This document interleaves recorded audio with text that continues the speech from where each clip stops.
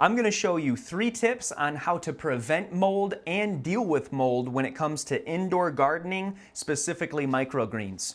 As you can see, this is my grow room here, and this is what your grow should be every single time.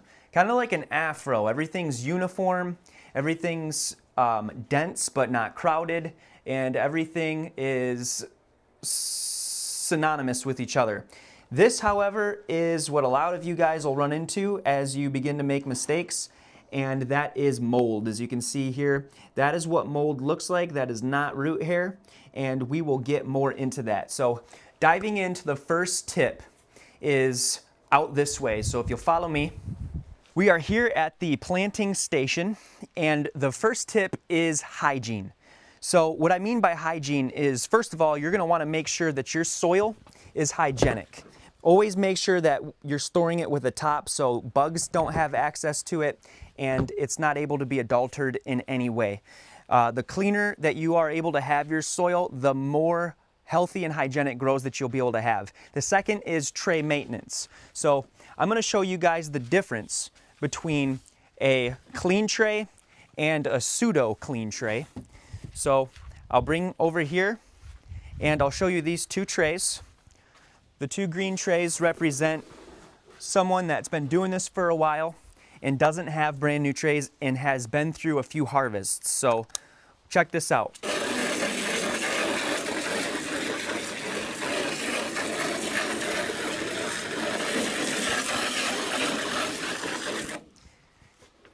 As you can see, it's really easy to wash that tray and still not have it hygienic.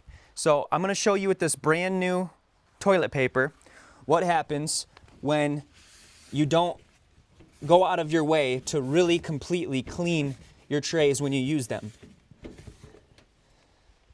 All of this, ladies and gentlemen, is the precursor to mold. This is pre-form mold. This is what causes those spores to show up in your grows. So the second tip I want to show you guys is when you do have mold show up, there's 2 ways that you can deal with it. The first way is the pluck out method. So here is a grow, here is a definite problem mold area, and when it looks like this, I opt to just get right in here and remove the problem mold area completely. And there's another one right here, so that is somehow germinating. Oh no, right beside it. And we're gonna get it right out of there. Now this tray is good to go back in the grow room and proceed business as usual. This is the second way to deal with mold. What you wanna do is get yourself a spray bottle, 1 part food grade hydrogen peroxide to 16 parts or 15 parts water. Just cut it.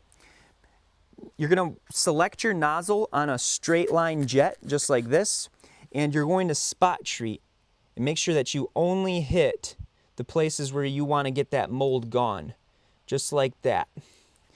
And that right there is going to shrivel up that mold. And if you don't have an explosion of mold, this is a really good way to get on top of it if it can't be plucked like this previous method. So this is my favorite method if it does squeak through. This method, to be honest with you, I hardly if ever use. Okay, so I'm going to also show you guys a perfect way to plant, the plant strategy, the plant technique, the plant form, everything that I do, all the small ways, big ways, medium ways to prevent mold and any other thing that shows up, but also create flush, synonymous, great, healthy looking harvests and grows. So the third tip is hygiene, but specifically concerning substrate. So this right here is a successful germination in a substrate that is not as hygienic and not as good is what I usually use. As you can see here, all of these have technically germinated. They're coming out of their seeds, the cotyledon is out, but look at all of these pockets of mold. All of these pockets of mold popped up because this substrate, just in its nature, is not conducive to hygiene. Whereas I'll show you the difference between these two trays of what the same exact variables, the same exact blackout, the same exact germination station, the same exact timing, and the same exact everything. I'll show you the difference between this tray and an actual hygienic tray that is healthy looking.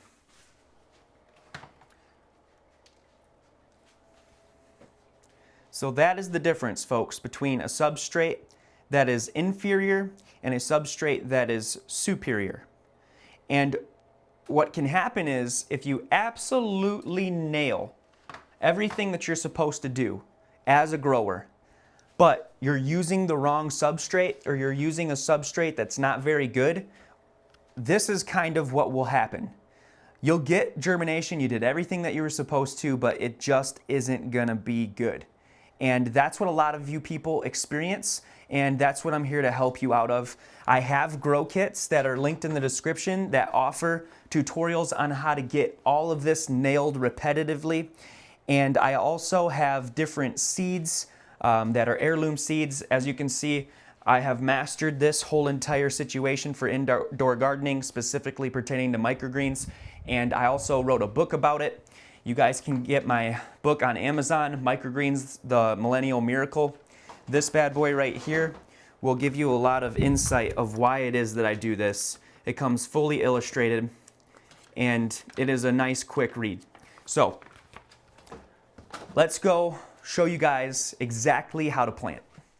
This video is sponsored by North Fresh Farm. You guys can get heirloom seeds, grow equipment, grow kits, tutorials, and everything else that we have, like recipes and so on and so other, at North Fresh Farm. You can find that at growingfruition.com below in the description. So let's dive into the exact way that you guys want to get planting done to produce trays without mold. So you're gonna go into your soil. You're gonna get yourself a nice level scoop. One thing that I love to do is I like to take my mixer and I like to break up all of the soil with the mixer. That way that there's no clumps, and you want your substrate to come out nice and fluffy. Look at that. That's the consistency you're looking for, folks, like a cloud. You get a nice level scoop. You got your bottom tray for your water reservoir. You got your tray with holes for the self-wicking. Also helps with hygienics as the growing process ensues. And I will show you guys how to plant 6 varieties. So the first is going to be sweet peas. And look at how maneuverable and workable this soil is. I'm literally just pushing it to get a nice flat surface. And once it is flat, we're going to take it and completely saturate it, but not oversaturate it. So you're just gonna wanna make it soaked and wet all the way through. Then you wanna take your seeds. Again, these are sweet peas. I guarantee the germination percentage on all of the seeds that I ship. And you're gonna just sow these, again, dense but not crowded. So you wanna get the most out of your profit margins as you possibly can in your business. Or, you know, if you're growing this for your family and health, you just wanna get the most out of your space in your tray. At the same time, you don't wanna overcrowd the plants either. And this comes with touch. And you'll get the touch. And it's a fun thing to get. So that is the sweet peas right there. And now you're gonna take your soaker and you're gonna give it one more nice good soak to get all of those watered in. And then here's the other really important tip. Your next tray is going right on top. You're gonna push gentle but firm, and you're gonna push those peas into the soil.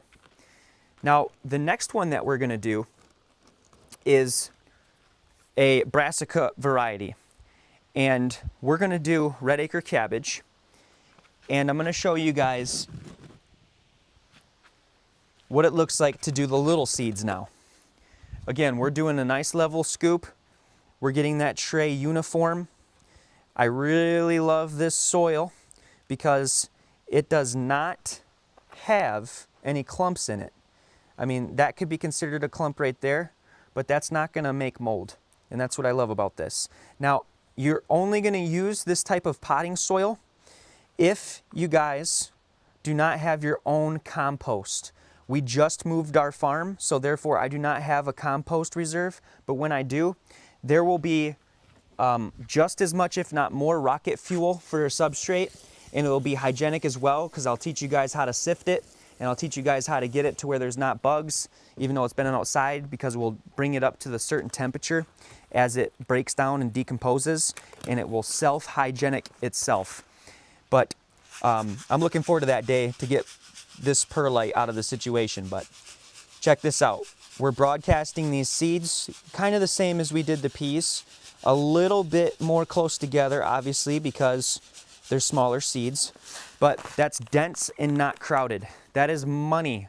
You guys screenshot this, take a picture of it with your phone, comment money, comment nailed it if you guys have made it this far in the video. And make sure that if you're getting value from this, if you're an indoor gardener or if you do microgreens, show some love if you get some value from this, and like the video and subscribe. Share it to somebody that might need to start growing their own food, because that's what this is all about. I have actually started this business. This is my 3rd year doing this.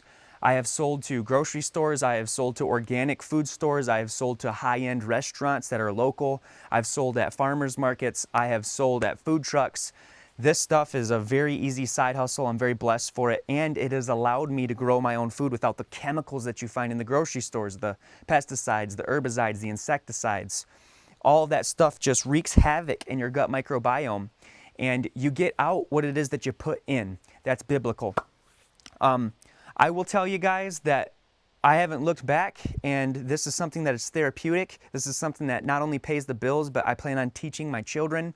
And this is something that is a skill that will never evaporate. You'll always need to know how to feed yourself some good, high-quality, nutrient-dense food. So if you guys are interested in this, I have obviously YouTube videos that you guys can check out after the video. A few will pop up and you can kind of browse my channel.